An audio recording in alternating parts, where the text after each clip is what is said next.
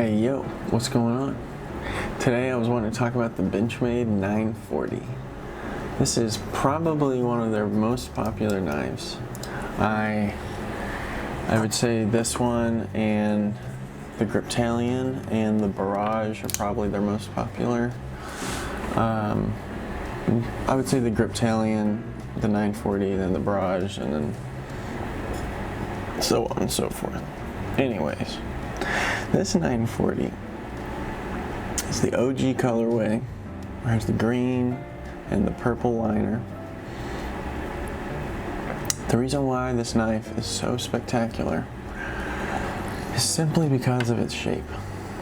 The way this handle has a nice fat belly to fit the hand and a sort of a false guard here, so it really, you can get up in it and you can really weigh on this knife.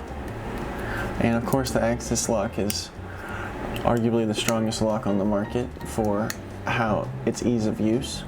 There's other stronger locks, but they're not as easy as use. This is like driving an automatic car.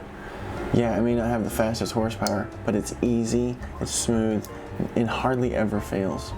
I have only broken this because I abused the fuck out of my Benchmade Adamas and I beat it over its spine with a stick. The Axis lock is, I think, the best lock on the market. I hate Spyderco's lock. Liner lock, old fashioned. I don't own a single liner lock knife because I think they're old fashioned. That's for guys that still hunt with double barrel shotguns. Keep it to those guys. You can keep your liner locks. You're not my customer. If you're new age, you appreciate the Axis lock. You see why it's so easy. It's smooth. Your liner lock doesn't do this. Sorry, bud, it just don't. Liner locks are built on friction and holding an angle with pressure. If you have two slants, they're eventually gonna give. Doesn't that make sense? It seems simple. It's on two slants. It's gonna give. There's no way to build a knife. Get rid of your liner lock knives. Get you an Axis lock, something that's built strong. This pen, the way this blade is built, there's a flat piece on the back of this knife.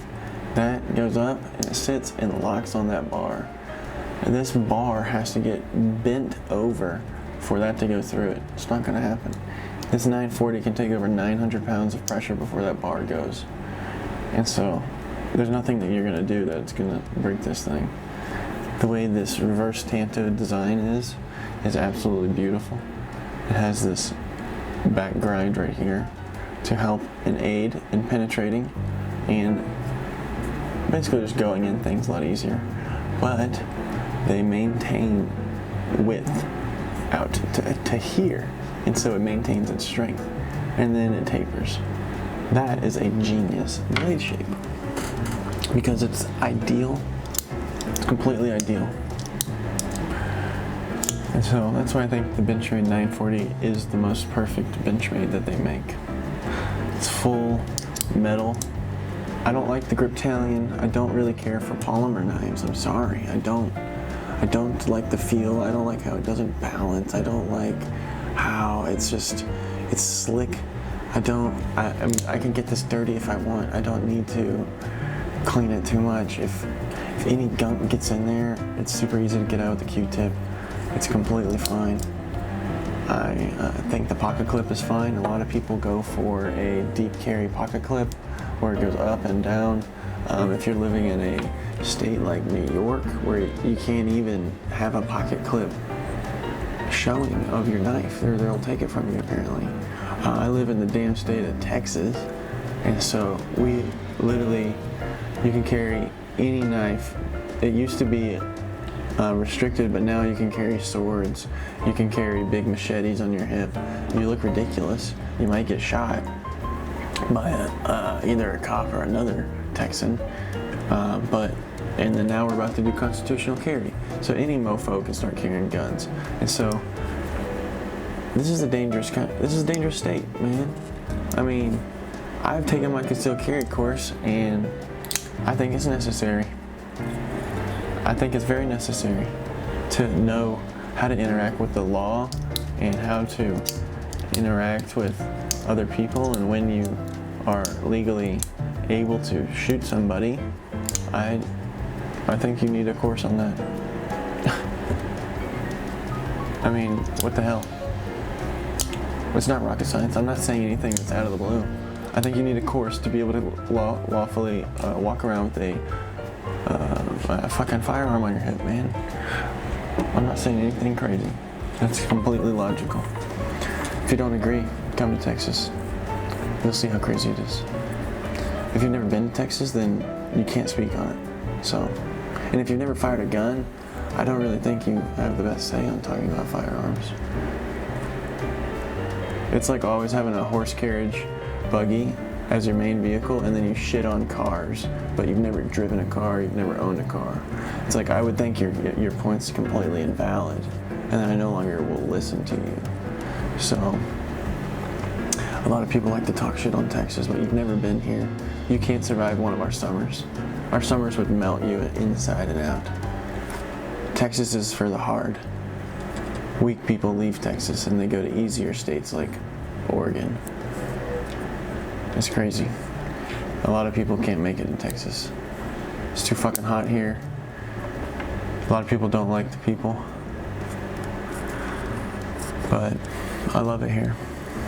I love it here. There's a lot of opportunity, a lot of wealth, a lot of innovation, a lot of good products coming out of Texas. People and ideas and businesses coming out of Texas. You're welcome to move here, but good luck. It's the Wild Wild West now. We're going back to the Wild Wild West. It seems like if anyone can carry guns, that's the Wild Wild West. That's how Texas was born to be. It seems like it's the land of the free. It ain't like that in other states. California, that ain't the land of the free. When the cheapest house is $6 million, that ain't the land of the free. Nah.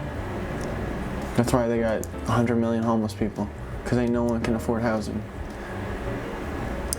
Texas don't got that. We're our own economy. Unfortunately, we had our power grid fail because we aren't used to sub-zero temperatures. So you can quit throwing stones at that. We're used to 110. We can handle that. See, some states, Chicago, you give Chicago 110, people would start dying from heat exhaustion because they're used to the cold. They don't even have like cooling AC units in Chicago, I'm pretty sure. It's not something they're used to. It's normally snowy there, ain't it? Alright, that's a 940. That's a good knife. I'm gonna put the link in the description. It's one of my favorites. I carry it every day. It's pretty warm, but it's nice and patinaed. Alright, I'm out of here.